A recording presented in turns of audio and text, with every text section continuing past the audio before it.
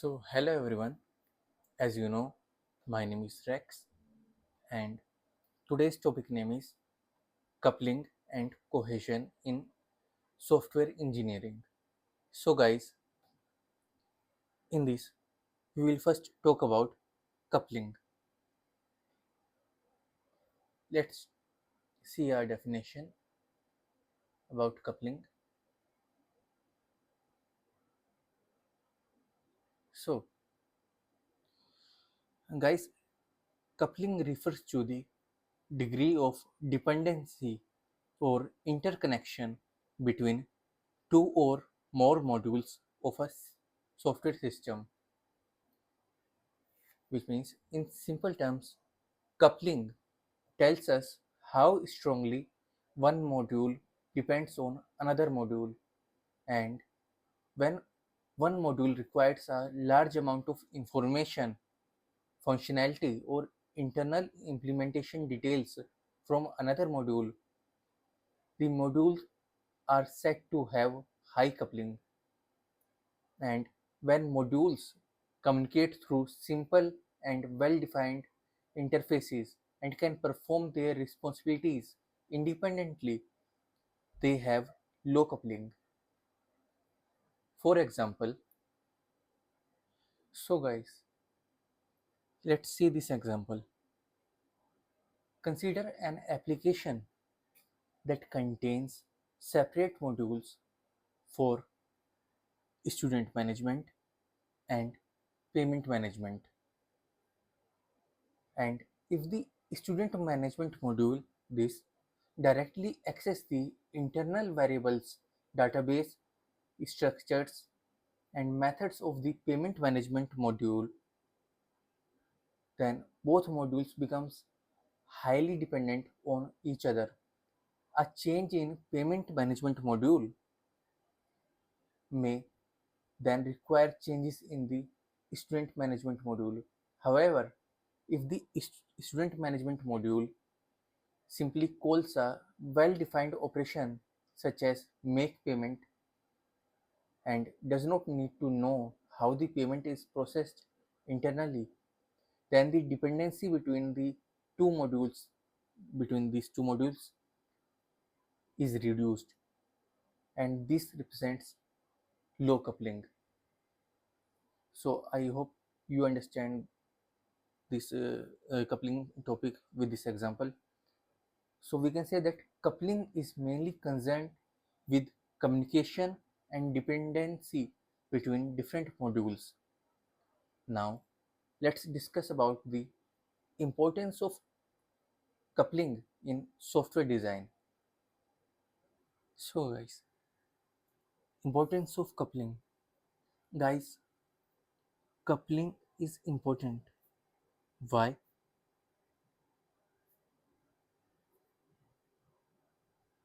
Because modern software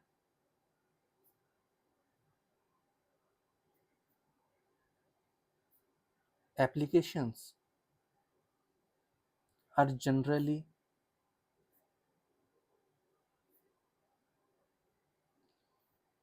divided into multiple modules, components, classes, services, and packages.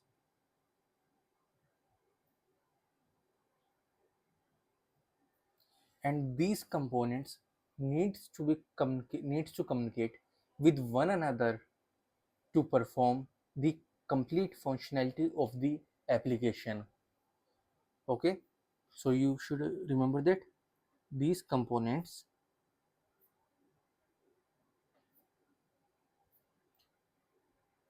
needs to communicate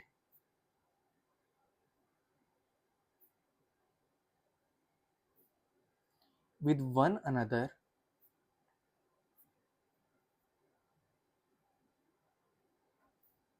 to perform the complete functionality of the application. Complete functionality of the application.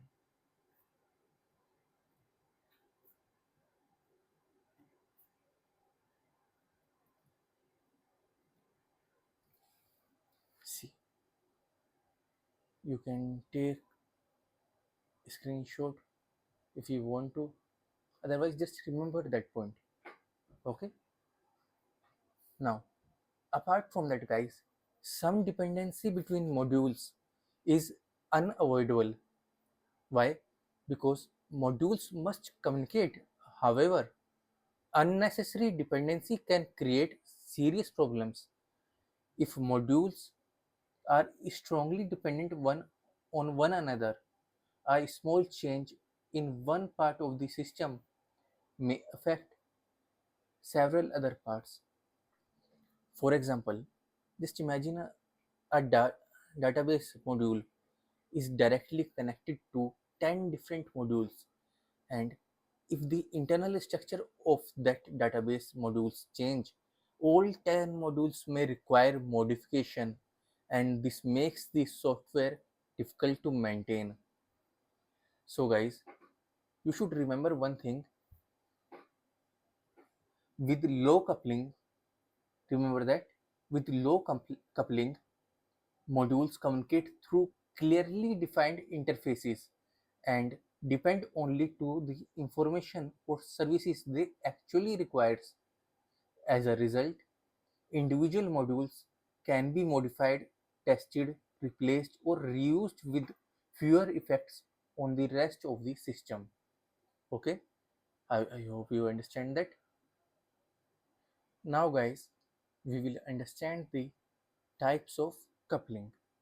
So, there are flowing types of coupling, such as content coupling,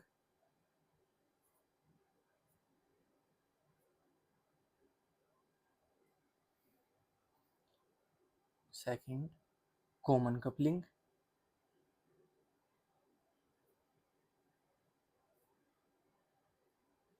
I will explain them one by one.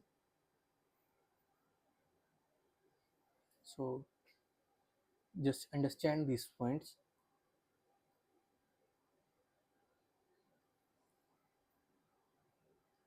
Then, external coupling.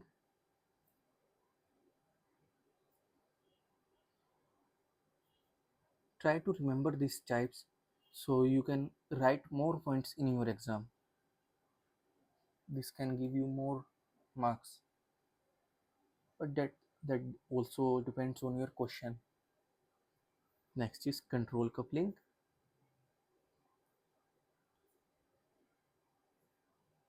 I will explain few here which helps you to write more content in your exam.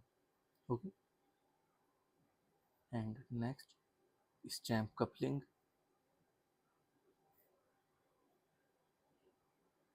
There are more other types like data coupling also.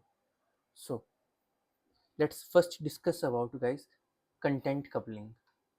So guys, content coupling, this one, content coupling occurs when one module directly acc- access or modifies the internal data or implementation of another module.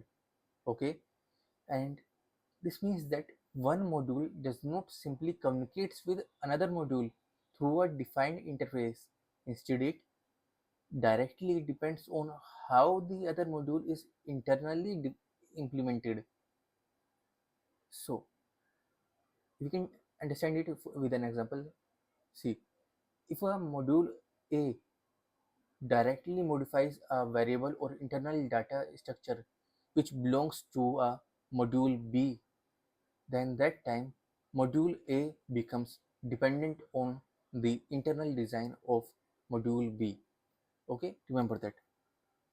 See, it is simple like module A and B. So it is simple like, just remember that if module A this directly modifies a variable or internal data structure which belongs to this module B, then module A becomes dependent on the internal design of module B. Okay, so next is this content coupling is considered a very strong form of coupling. Okay, because even a small internal modification in one module in this can affect the another module. Now next is common coupling. So guys, this common coupling occurs when multiple modules shares and access the same global data. In this situation guys, several modules depends on a common data area or global variable, and one module here may modify the shared data while another module reads or uses it. For example, suppose several modules directly access a global variable called total amount, and if one module changes its value, the behavior of other modules that depend on this variable may also change. Although the common coupling can sometimes be convenient, it creates dependency that makes the overall system more difficult to understand and maintain. So, so next is external coupling. Guys, external coupling occurs when two or more modules depend on an externally imposed format, protocol, device, communication mechanism, or external systems. For example, two modules may depend on a particular file format, communication protocol, hardware device, database interface, or external API. These modules are coupled because they must follow the requirements imposed by the external system. And we can also say that external coupling is sometimes necessary because software frequently needs to communicate with external devices and services. However, excessive dependency on external systems can make the modifications more difficult. So remember that guys. Next is control coupling. So guys, control coupling, this this control coupling occurs when one module passes control information to another module to determine how the receiving module should behave.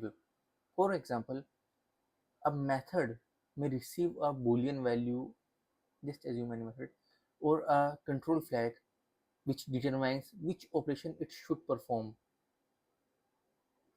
So apart from that, control coupling indicates that one module has some knowledge about how another module operates, and if the internal behavior of the receiving module changes, the calling module may also need to be modified.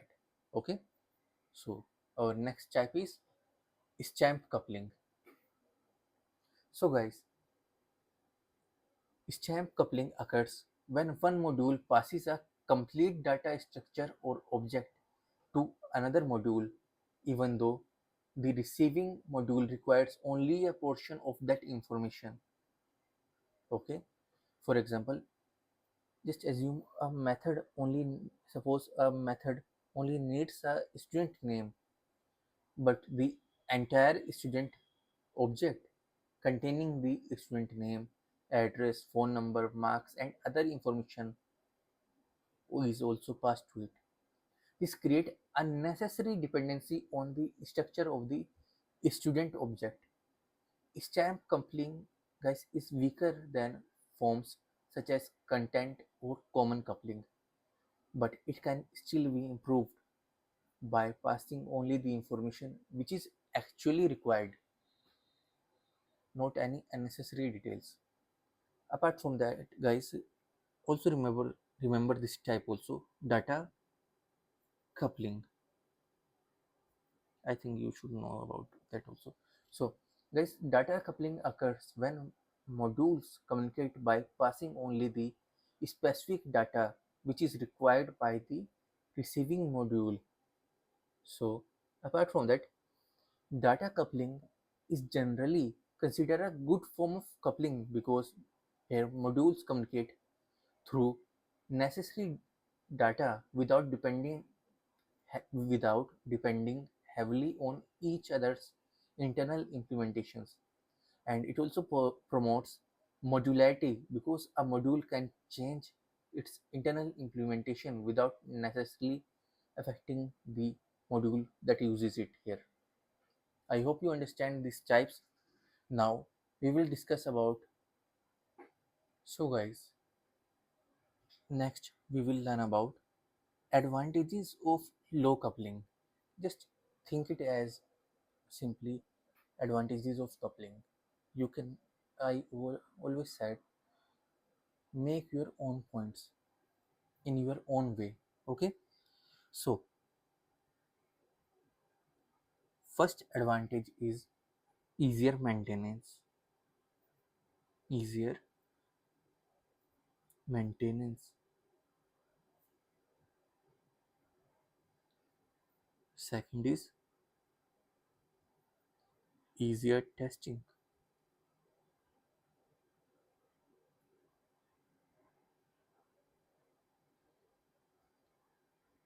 Third, better reusability.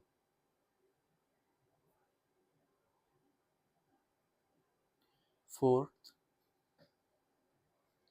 easier debugging.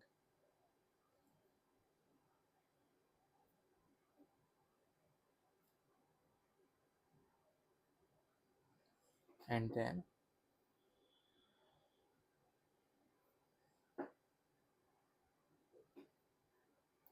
fifth is greater flexi- flexibility. Sorry. Sixth is easier system expansion. Easier system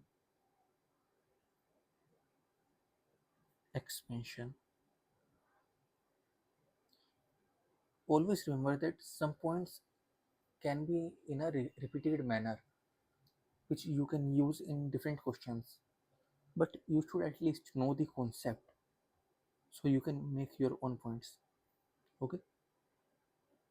Last is improved reliability.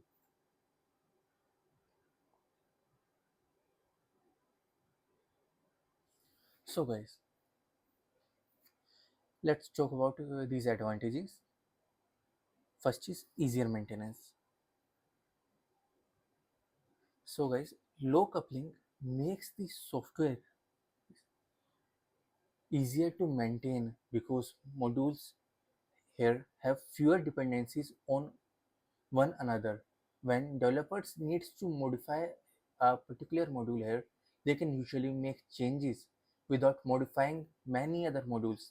For example, if the internal implementation of a payment module changes, but its public interface remains the same, other modules using the payment services may continue to work without modification. And here, this reduces the effort required for maintenance and makes the software safer to modify. Okay, next is easier testing. Guys, loosely coupled modules can be tested more independently, and here developers can focus on testing one module without having to execute or configure many other modules. And this is particularly useful in large applications where independent testing reduces the complexity of creating test cases and identifying problems. Apart from that, low coupling here also makes it easier to use test doubles such as mocks or steps because the modules does not have strong dependencies on the internal implementation of other components. Next is better reusability. Guys, a loosely coupled module, remember that a loosely coupled module can be reused more easily in different applications or different parts of the same application. And when a module depends heavily on a specific module, databases, or internal structures, then that time moving it to another system becomes difficult. So low coupling reduces these unnecessary dependencies and makes the module more independent. Next is easier debugging, guys. So guys, low coupling can make the debugging easier because problems are more likely to remain within the module where they occur. And in a highly coupled system, a small error in one module may produce unexpected behavior in several other modules. So, developers may then need to examine many other components to find the actual source of the problem. But with V, but with low coupling, guys, the number of possible affected components is reduced, which makes the debugging process more manageable. Next is greater flexibility. Guys, low coupling makes a system more flexible because individual components can be changed or replaced without requiring major modifications throughout the applications. Okay, next is easier system expansion. Low coupling, guys, makes it easier to add new functionalities to an existing system. And here, developers can introduce new modules or services while minimizing their impact on existing components. And this is especially important, guys, in large software projects where requirements frequently change and new features must be added over time.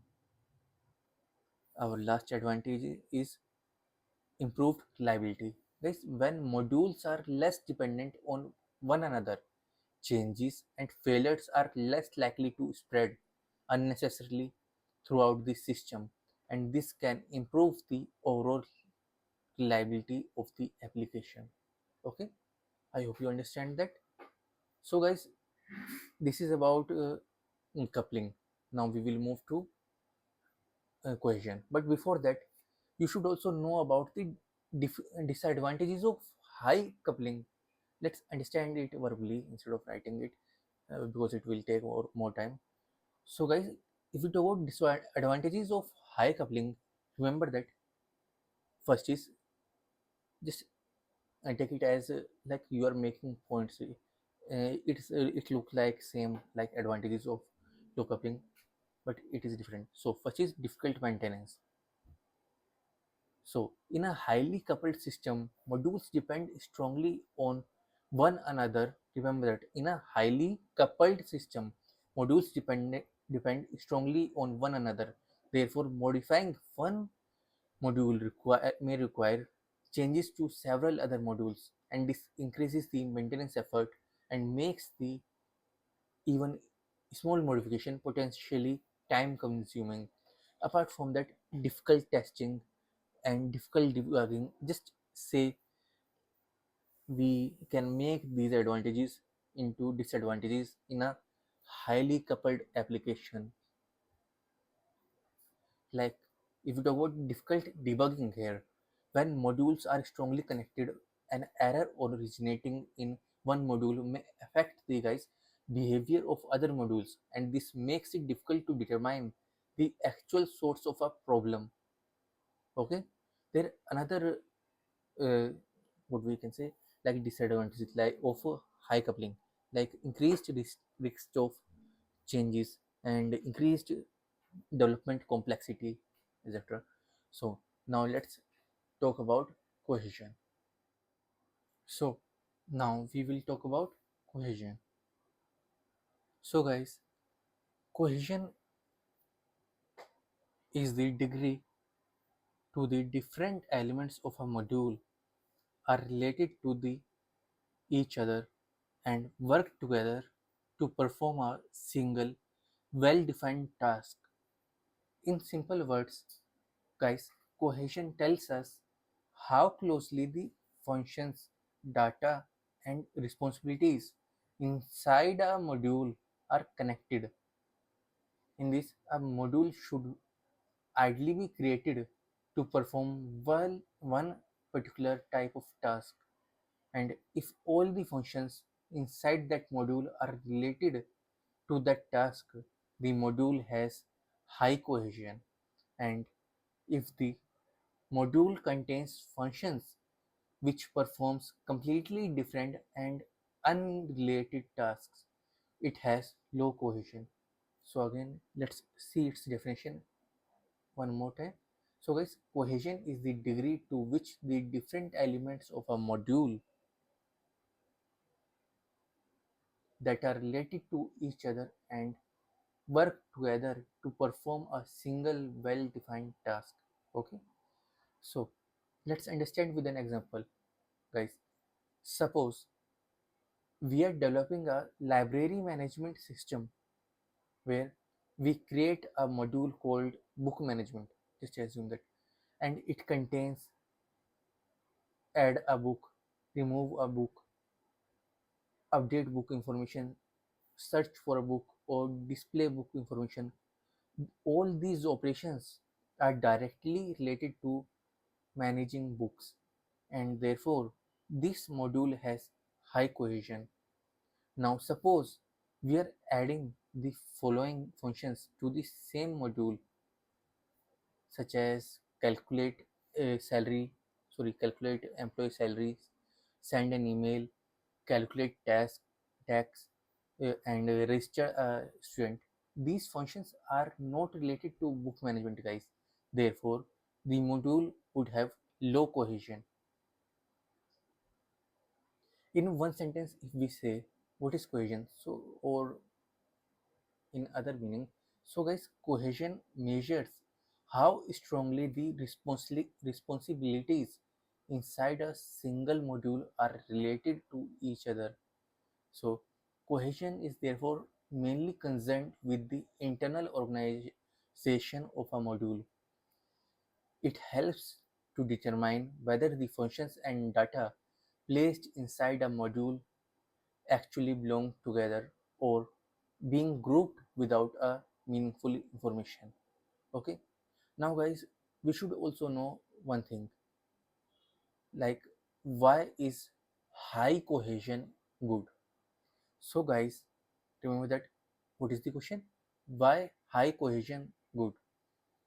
So guys, high cohesion makes a module focused and easier to understand. When a developer opens the module, it is clear what the module is responsible for and why its functions are present. A highly cohesive module generally has a single major purpose, guys, and even though that purpose may require several related operations to complete.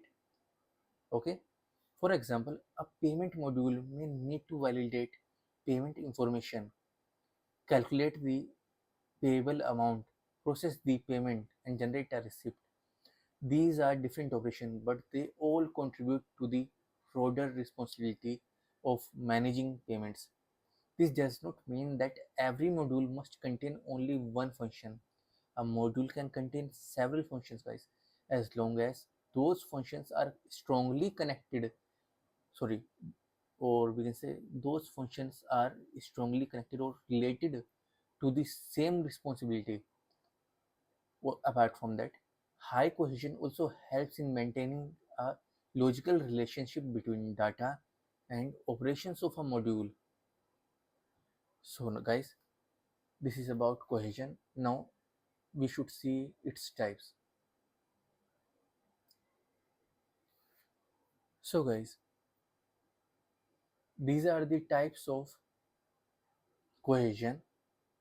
Now let's discuss these types one by one. So first is coincident coincidental cohesion. So guys, this cohesion, it occurs when unrelated functions are placed together in the same module without any meaningful relationship. For example, just assume there is a utility module where some functions where it consists of some functions like calculate salary, send email, print report, validate password. So guys, these functions have no strong relationship with each other. They have simply been placed in the same module. Therefore, this represents very low cohesion. And in this situation, guys, the module does not have a clear responsibility. Here, each function is performing a different task, and there is no strong reason, guys, why this information, sorry, why these functions should belong to the same module. Apart from that, coincidental cohesion, guys, is therefore generally considered undesirable in, in well-structured software. Next type is logical cohesion, guys. This type. So, guys, logical cohesion occurs when different functions are grouped together because they belong to same general category, even though they perform different operations. Apart, just to take an example, like a module called input module, which may contain some functions like read keyboard input, read file input, read network input, and read user input. So all these information are related to input, guys, here. So they have a logical relationship, unlike coincidental cohesion. However, each operation performs a different specific task. So the in these functions are grouped because they belong to the same broad logical category rather than because they perform exactly the same responsibility. Logical cohesion, guys, is therefore stronger than the coincidental cohesion, but it is still not as desirable as cohesion based on a single specific responsibility. So next is temporal cohesion, guys. Let's understand that. So guys, temporal cohesion occurs when different operations are grouped together. Remember that what I was saying? Temporal cohesion occurs when different operations are grouped together because they are performed during the same period or stage of program execution. For example, when an application starts, it may perform several operations such as initialize variables, load configuration, connect to database, and load required resources. These operations are grouped together, guys, because they are performed during application startup. Their relationship is mainly based on when they are executed. So next is procedural cohesion, guys. Guys, procedural cohesion occurs when operations are grouped together because they must be performed in a particular sequence. For example, just assume a sequence in your, just imagine that, like first there is a operation like read data, then we will validate the data, then we will process the data, then the result will be displayed. So this will be this kind of, these are some instructions that will be complete in a sequence, in a particular sequence. So these operations are related because they form a particular procedure. Okay, so in this we should know that these operations must be performed in a specific order to process correctly. Okay, so guys, we can say that the because of that, relationship between these operations is based mainly on the sequence of execution. It is all same things that I was saying, just words changes. So next is communicational cohesion. Guys, communicational cohesion occurs when different operating system within a module work on the same data or contribute to the same output. For example, there is read customer data, then just assume that then we have updating customer data, then we have generate customer report. So guys, all these three operations work with customer information. Therefore, they have a meaningful relationship through the data they use. Okay, for example, the module may first retrieve customer information, then modify the information, then finally generate a report using the updated information. Next is sequential cohesion, guys. Please. So, guys, sequential cohesion occurs when the output of one operation becomes the input of another operation within the same module.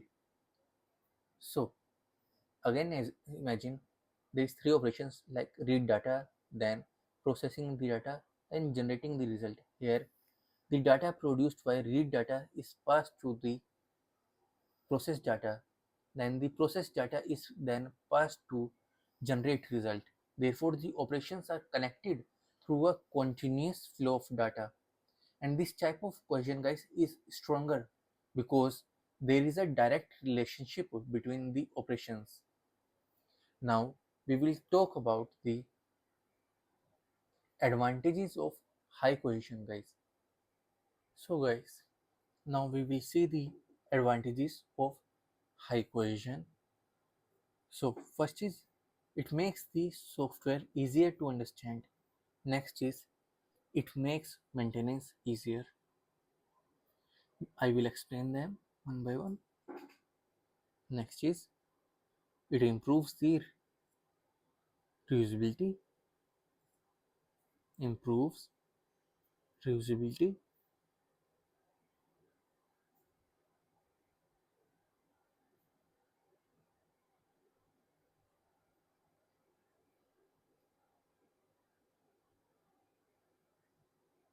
Again, these ones looks same like you know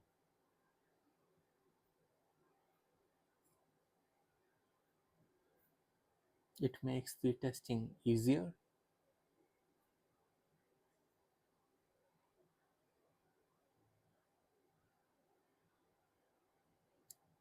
Guys, remember that one thing. Yes, also it makes the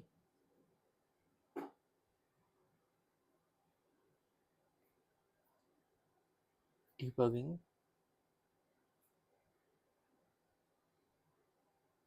easier. Again, it reduces complexity.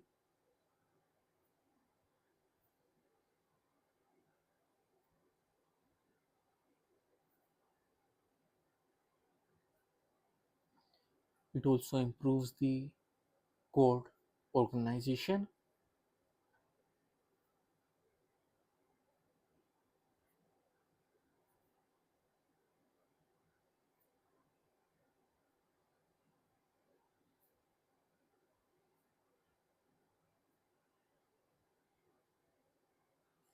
So guys, let's first understand our this point.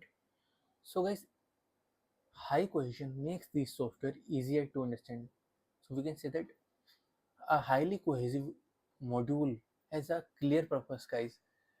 Developers can quickly understand what the module is supposed to do because its functions and data are related to one main responsibility. And this clear organization, guys, reduces the amount of time developers need to spend in understanding the code. It also makes the software easier for new developers to learn because each module has a meaningful purpose. Next is it makes the maintenance easier. Yes, high cohesion makes it easier to locate and modify, guys, modify the functionality. Again, I am repeating that high cohesion makes it easier to locate and modify functionality. Suppose a developer needs to change the way salary is calculated. If all salary related operations are contained in a salary management module, the developers can focus primarily on that module instead of searching through unrelated parts of the application. This reduces the possibility of making changes in the wrong part of the system, and it also makes future maintenance more organized because related functionalities remains same in one logical location. Apart from that, guys, it also improves the reusability. A highly cohesive module, guys, performs a specific task and therefore can be often be reused. Oh, I apologize that, like, I think you can't see these points now. So, guys, we can say that in improved reusability, like a focused module is easier to reuse because it does not contains a large amount of unrelated functionality that may be unnecessary in another part of the application. Apart from that, it also makes the testing easier. A highly cohesive module has a focused responsibility so that the developers can create specific test cases for that responsibility. And instead of testing many unrelated functionalities together, here developers can concentrate on whether the module performs its particular task correctly or not. This also helps the developers to identify failures more quickly because here each module has a clear purpose and a limited area of responsibility. Apart from that, it also makes debugging easier. Just remember that high cohesion helps the developers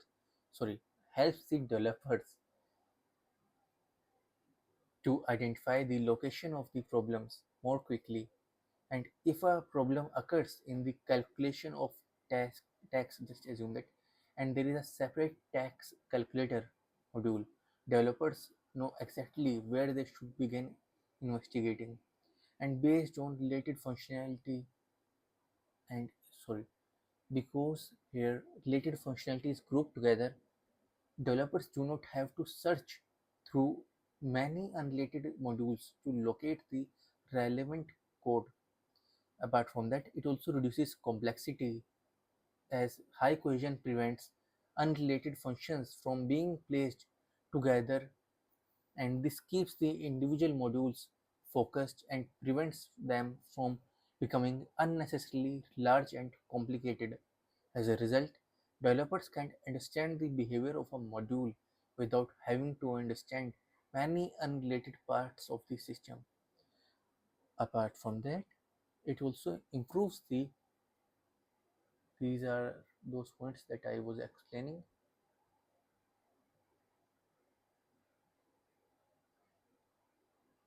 So last is it also improves the code organization. Guys, high cohesion creates a logical structure in the software and related functionality here stays together while unrelated functionality is placed in separate modules. Okay, and this makes the overall architecture easier to understand, and it also makes it easier to identify where the new functionalities should be added, so the developers can place new functionalities in the module whose responsibility is most closely related to it. So guys, that's it for today. Let's meet in another video. Thank you for listening to me.